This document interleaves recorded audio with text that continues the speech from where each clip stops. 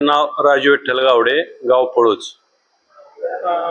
प्रशांत मालकांबद्दल असा एखादा क्षण सांगा की जो तुमच्या कायम ध्यानात राहील. प्रशांत मालकाबद्दल सांगायचं म्हणलं तर बरेच क्षण आहेत, कारण आमची जवळजवळ तिसरी पिढी त्यांच्याबरोबर काम करते आता. त्यामुळे प्रत्येक गोष्ट ही त्यांची अभ्यासपूर्ण, त्यांना खोटं कधी चालत नाही.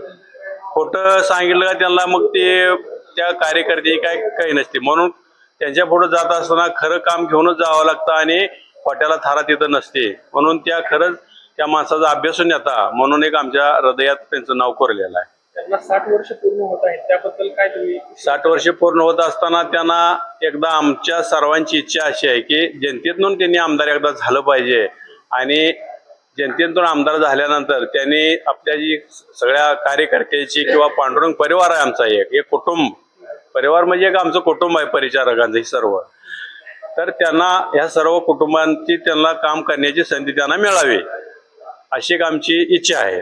बाजार समिती पंढरपूर यांच्या मार्फत काय शुभेच्छा?